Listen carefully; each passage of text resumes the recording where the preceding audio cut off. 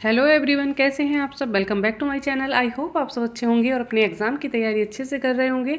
यहाँ पर हम करने वाले हैं जनवरी सीटेट एग्ज़ाम के लिए पेडागोजी की क्लास। अगर आप चैनल बन रहे हैं और आपने अब तक वीडियो नहीं देखी है तो प्लीज़ जाइए चैनल को सब्सक्राइब कीजिए और प्ले लिस्ट में जाकर बाकी वीडियो देख लीजिएगा। अच्छी तैयारी के लिए साथ में बने रहिएगा।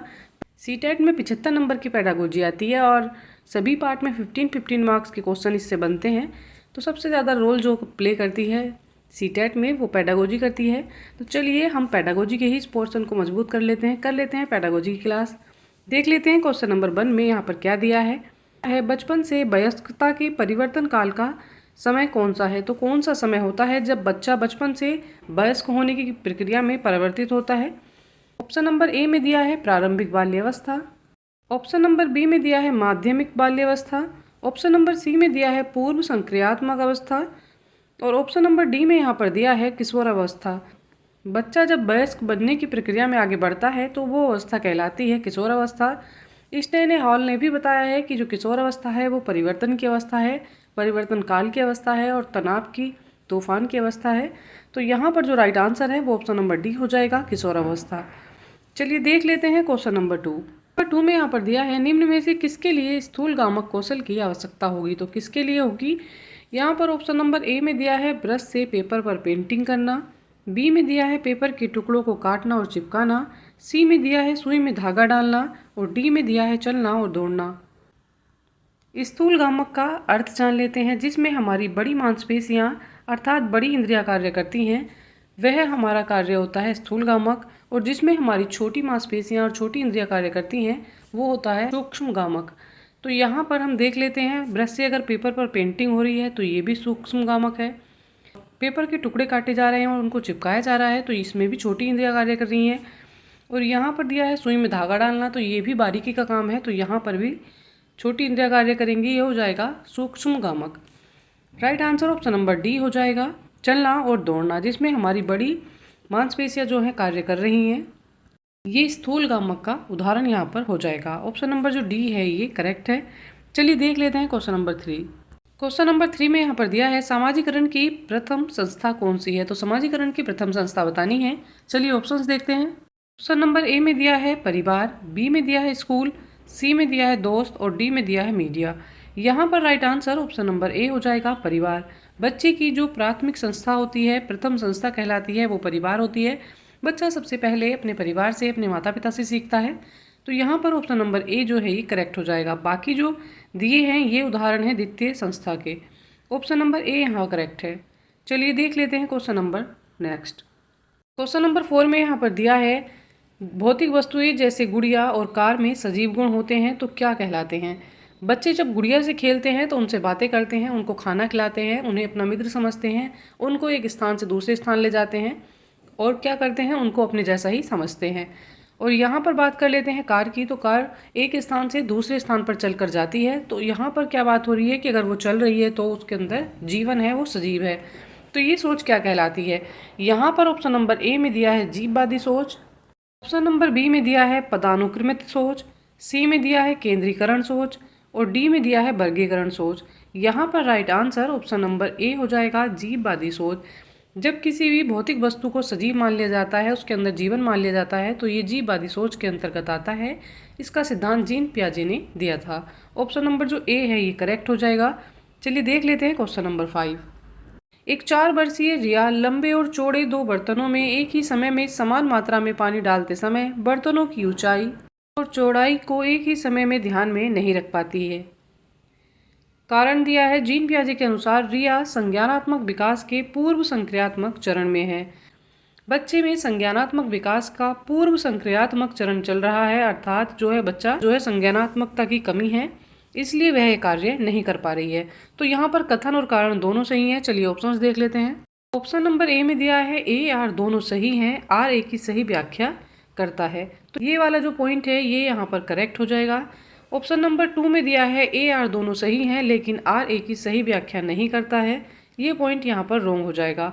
ऑप्शन नंबर 3 में दिया है ए सही है लेकिन आर गलत है, तो ये भी रॉन्ग हो जाएगा। ऑप्शन नंबर डी में दिया है ए और आर दोनों गलत हैं, तो ये यहाँ पर रॉन्ग हो जाएगा। ए आर दोनों सही हैं और आर ए की सही व्याख्या करता है। चलिए देख लेते हैं question number next. Question number 6 में दिया है संकेतों व अन्य तरीकों द्वारा बच्चों को जरूरत पड़ने पर मदद करना किसका उदाहरण है। बच्चों को संकेतों के द्वारा मदद दी जा रही है, किसी अन्य तरीके से बच्चे को मदद दी जा रही है, तो ये किसका उदाहरण है। ऑप्शन नंबर ए में दिया है पाड़, बी में दिया है पुनर्बलन, ऑप्शन नंबर सी में दिया है अनुबंधन और डी में दिया है संज्ञानात्मक द्वंद्व। यहाँ पर right answer option number A हो जाएगा पाड़। इसको पाड़ बोला जाता है, स्कैफोल्डिंग बोला जाता है। जब बच्चे की मदद जो है क्या कर रहे हैं, किसी संकेत के द्वारा की जा रही है या किसी अन्य तरीके के द्वारा की जा रही है, तो ऐसी मदद को पाड़ बोला जाता है, स्कैफोल्डिंग बोला जाता है। ऑप्शन नंबर ए यहाँ पर करेक्ट है। चलिए देख लेते हैं क्वेश्चन नंबर 7। नंबर 7 में बात की जा रही है एक प्रगतिशील कक्षा की। तो प्रगतिशील कक्षा कैसी होती है। परीक्षा केंद्रित होती है, तो जी नहीं, परीक्षा केंद्रित नहीं होती है। पाठ्य पुस्तक केंद्रित होती है, तो ये भी यहाँ पर रॉन्ग हो जाएगा। ऑप्शन नंबर सी में दिया है शिक्षक केंद्रित होती है, ये भी यहाँ पर रॉन्ग हो जाएगा। बात की जा रही है यहाँ पर प्रगतिशील कक्षा की, तो यहाँ पर right answer option number D हो जाएगा, विद्यार्थी केंद्रित होती है। प्रगतिशील कक्षा जो होती है ये विद्यार्थी केंद्रित कक्षा का उदाहरण है। ऑप्शन नंबर डी यहाँ पर करेक्ट है। चलिए देख लेते हैं क्वेश्चन नंबर 8। क्वेश्चन नंबर 8 में यहाँ पर दिया है रेणु एक विद्यालय में परामर्शदाता है। रेणु क्या है, परामर्श देती है, एडवाइजर का कार्य करती है। हार्वर्ड गार्डनर के सिद्धांत के अनुसार प्रभावी परामर्शदाता के रूप में उसके पास कौन सी बुद्धि होनी चाहिए। तो रेणु के पास कौन सी बुद्धि होगी। ऑप्शन नंबर ए में दिया है भाषाई। यहाँ पर वह परामर्श दे रही है, तो यहाँ पर भाषा का प्रयोग वह नहीं कर रही है। रेणु के द्वारा यहाँ पर कोई भी दिशा संबंधी ज्ञान की जानकारी नहीं दी जा रही है, तो यहाँ पर ऑप्शन नंबर बी भी रॉन्ग हो जाएगा। चलिए देखते हैं option number C. Option number C में दिया है पारस्परिक अंतवैयक्तिक और ऑप्शन नंबर डी में दिया है अंतःवैयक्तिक। यहाँ पर right answer option number C हो जाएगा, पारस्परिक अंतवैयक्तिक। अंतवैयक्तिक बुद्धि का उदाहरण क्या होता है, जब व्यक्ति दूसरों के साथ अच्छे से समायोजन कर लेता है, दूसरों की भावनाओं को समझ लेता है, उनसे अच्छे से बातचीत कर लेता है। और यहाँ पर रेणु जो है वो परामर्शदाता की भूमिका निभा रही है, तो वो दूसरों की भावनाओं को अच्छे से समझ रही है और उसी के अकॉर्डिंग जो है उनको वो एडवाइस दे रही है। तो यहाँ पर बात हो रही है पारस्परिक अंतवैयक्तिक बुद्धि की। ऑप्शन नंबर जो सी है ये करेक्ट हो जाएगा। चलिए देख लेते हैं क्वेश्चन नंबर 9। क्वेश्चन नंबर 9 में दिया है राष्ट्रीय शिक्षा नीति 2020 के अनुसार एक शिक्षक को शिक्षण अधिगम प्रक्रिया के दौरान प्राइमरी स्कूल के बच्चों से संप्रेषण के लिए किस भाषा का प्रयोग करना चाहिए। तो किस भाषा का प्रयोग करना चाहिए, केवल क्षेत्रीय भाषा का, ये यहाँ पर रॉन्ग हो जाएगा। बी में दिया है केवल हिंदी भाषा का, ये भी यहाँ पर रॉन्ग हो जाएगा। ऑप्शन नंबर सी में दिया है केवल अंग्रेजी भाषा का, ये भी यहाँ पर रॉन्ग हो जाएगा। Right answer option number D हो जाएगा, बच्चों की मातृभाषा का। तो बच्चों से किस भाषा में प्रयोग करना चाहिए, बच्चों की जो मातृभाषा है उसका प्रयोग करना चाहिए। राष्ट्रीय शिक्षा नीति 2020 के अनुसार बात किसकी हो रही है, एक प्राइमरी शिक्षक की हो रही है। एक शिक्षण को अधिगम प्रक्रिया के दौरान बच्चों की मातृभाषा में ही बच्चों से संप्रेषण करना चाहिए। ऑप्शन नंबर जो डी है ये करेक्ट हो जाएगा। चलिए देखते हैं क्वेश्चन नंबर 10। क्वेश्चन नंबर 10 में यहाँ पर दिया है 5 साल की वैशाली ने अपनी माँ से कहा, माँ मुझे अमित की तरह फुटबॉल चाहिए। वैशाली को जवाब देते हुए उसकी माँ ने कहा, फुटबॉल से तो केवल लड़के खेलते हैं, मैं तुम्हारे लिए एक छोटी सी प्यारी सी गुड़िया लाऊंगी। माँ का जवाब क्या दिखाता है, तो माँ किस तरह की बातें यहाँ पर कर रही है। जेंडर भूमिका में लचीलापन है, तो जी नहीं, यहाँ पर जेंडर भूमिका में लचीलापन नहीं है। अगर लचीलापन होता तो वह लड़की को भी फुटबॉल से खेलने के लिए कहती। ऑप्शन देख लेते हैं। ऑप्शन नंबर बी में दिया है लिंग समता, तो यहाँ पर लिंग समता भी दिखाई नहीं दे रही है। ऑप्शन नंबर सी में दिया है लिंग रूढ़िवादिता और डी में दिया है लिंग प्रासंगिकता, तो ये भी यहाँ पर नहीं है। ऑप्शन नंबर जो सी है ये करेक्ट हो जाएगा, लिंग रूढ़िवादिता। यहाँ पर लिंग रूढ़िवादिता दिखाई दे रही है। माँ का मानना है कि ये सब चीज़ें पहले से चलती हुई आ रही हैं। लड़के जो हैं फुटबॉल से खेलते हैं, कठिन कार्य करते हैं, और लड़कियां जो हैं क्या करती हैं, गुड़ियों से खेलती हैं और सरल कार्य करती हैं। तो ये माँ की जो अवधारणा है ये पहले से चली हुई आ रही है, तो ये लिंग रूढ़िवादिता का उदाहरण है। ऑप्शन नंबर जो सी है ये करेक्ट हो जाएगा। चलिए देख लेते हैं क्वेश्चन नंबर 11। क्वेश्चन नंबर 11 में यहाँ पर दिया है बच्चों का नामीकरण व उन्हें वर्गों में बांटना। बच्चों का नामीकरण करना और उनको वर्गों में बांटना क्या कहलाता है। अर्थपूर्ण सीखने को बढ़ावा देगा व सुसाधित करेगा। बच्चे अर्थपूर्ण तरीके से यहाँ पर नहीं सीख सकेंगे, क्योंकि बच्चों का नामीकरण हो रहा है।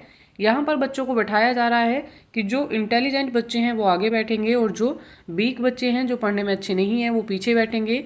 तो इस तरह से बच्चों को ग्रेड के अनुसार वर्गों में बांटना कभी भी अर्थपूर्ण शिक्षा को बढ़ावा नहीं देगा। ऑप्शन नंबर जो ए है ये रॉन्ग हो जाएगा। बी में दिया है बच्चों के समूह में हीनता और सीखने की लाचारी को जन्म देगा। देखते हैं पॉइंट नंबर सी में क्या दिया है। सी में दिया है सभी बच्चों के अधिगम की जरूरतों को पूरा करने के लिए एक सकारात्मक रणनीति है, तो ये यहाँ पर सकारात्मक रणनीति की तरह कार्य नहीं करेगा। डी में दिया है बच्चों के आत्मसम्मान और प्रदर्शन पर कोई प्रभाव नहीं डालेगा, तो ये भी यहाँ पर रॉन्ग हो जाएगा। राइट आंसर ऑप्शन नंबर यहाँ पर बी है। इस तरह का कार्य बच्चों को क्या करेगा, ये जो है एक दूसरे का सम्मान नहीं करेंगे, उनमें हीन भावना आ जाएगी। जो वीक बच्चे हैं, जो असक्षम बच्चे हैं, वो उन बच्चों पर ध्यान नहीं देंगे, उन्हें हीन समझेंगे। तो इस तरह से ये यहाँ पर बच्चों में हीनता और लाचारी को जन्म देगा। ऑप्शन नंबर बी यहाँ करेक्ट है। चलिए देख लेते हैं क्वेश्चन नंबर 12। क्वेश्चन नंबर 12 में दिया है सतत व समग्र मूल्यांकन के क्या मायने हैं। तो सतत और समग्र मूल्यांकन हमें यहाँ पर बताना है। विद्यार्थियों की एक दूसरे से तुलना करना, तो कभी भी यहाँ पर कंपैरिजन करना सतत और समग्र मूल्यांकन के उद्देश्य के अंतर्गत नहीं आता। चलिए देख लेते हैं नेक्स्ट ऑप्शन में क्या दिया है। ऑप्शन नंबर बी में दिया है बच्चे के व्यापक विकास से जुड़ी सभी स्कूली गतिविधियों के आकलन के लिए सभी पहलुओं को शामिल करना, तो ये पॉइंट यहाँ पर पॉजिटिव है। चलिए ऑप्शन नंबर सी भी देख लेते हैं। केवल शैक्षिक गतिविधियों के आधार पर बच्चों के प्रदर्शन का मूल्यांकन करना, तो केवल शैक्षिक गतिविधियों को ध्यान में रखते हुए बच्चों का सतत मूल्यांकन करना, ये यहाँ पर करेक्ट नहीं होगा। ऑप्शन नंबर डी में दिया है साल के अंत में बच्चों का मूल्यांकन करना, उनकी अगली कक्षा में पदोन्नति के निर्णय लेने के लिए मूल्यांकन, तो ये भी यहाँ पर राइट आंसर नहीं होगा। Right answer option number B हो जाएगा। बात क्या की जा रही है, बात की जा रही है बच्चों के सतत और समग्र मूल्यांकन की, तो इसमें बच्चों के सभी स्कूली गतिविधियों के सारे पहलुओं को शामिल किया जाएगा। यही सतत और समग्र मूल्यांकन का उदाहरण यहाँ पर हो जाएगा। ऑप्शन नंबर जो बी है ये करेक्ट है। चलिए देख लेते हैं question number next. Question number 13 में दिया है प्रभावी शिक्षक कक्षा में शिक्षण अधिगम प्रक्रिया में अक्सर क्या करते हैं, जांच वाले प्रश्नों का प्रयोग करते हैं। इससे शिक्षक को किस प्रकार का मूल्यांकन करने में मदद मिलेगी। तो किस प्रकार का मूल्यांकन करने में शिक्षक को इससे मदद मिलेगी। योगात्मक मूल्यांकन, बी में दिया है रचनात्मक मूल्यांकन, सी में दिया है मानक संदर्भित मूल्यांकन और डी में दिया है मानकीकृत मूल्यांकन। यहाँ पर right answer option number B हो जाएगा। रचनात्मक मूल्यांकन में मदद मिलेगी। प्रभावी शिक्षक कक्षा में क्या कर रहा है, शिक्षण अधिगम प्रक्रिया में अक्सर क्या करता है, जांच वाले प्रश्नों को शामिल करता है, जिससे टीचर जो है बच्चों की समझ को जान सकेगा, उन्हें कहाँ समस्या आ रही है, किस तरह का उसको शिक्षण करना है, ये सारी चीज़ें यहाँ पर टीचर को क्लियर हो जाएंगी। तो इससे क्या है, बच्चों का रचनात्मक मूल्यांकन टीचर जो है वो कर पाएगा। ऑप्शन नंबर जो बी है ये करेक्ट हो जाएगा। चलिए देख लेते हैं क्वेश्चन नंबर 14। क्वेश्चन नंबर 14 में दिया है एक समावेशी कक्षा में शिक्षिका की क्या भूमिका होनी चाहिए। तो समावेशी कक्षा की बात यहाँ पर की जा रही है। चलिए ऑप्शंस देख लेते हैं। ऑप्शन नंबर ए में दिया है बच्चों की विविध जरूरतों का पता लगाना व उनका ख्याल रखना।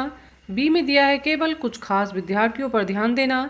ऑप्शन नंबर सी में दिया है बच्चों को उनकी अकादमिक क्षमता के आधार पर पहचानना व उनका पृथक्करण करना।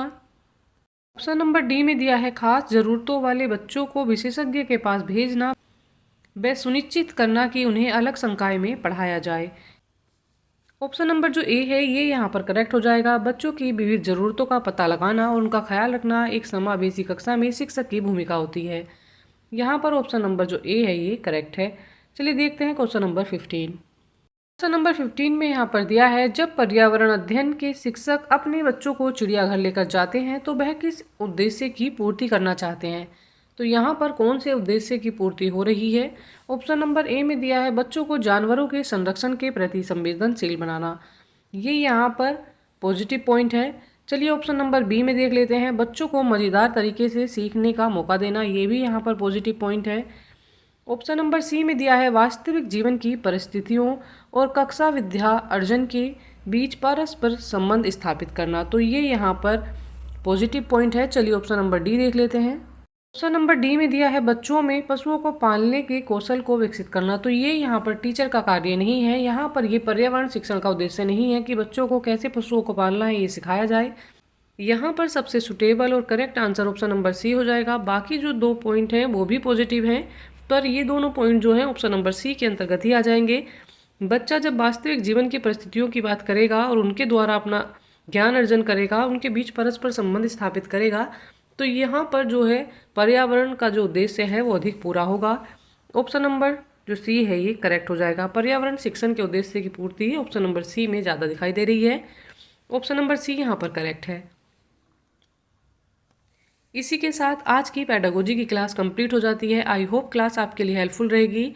अच्छी तैयारी के लिए हमारे साथ बने रहिएगा। चैनल को लाइक शेयर एंड सब्सक्राइब कीजिएगा।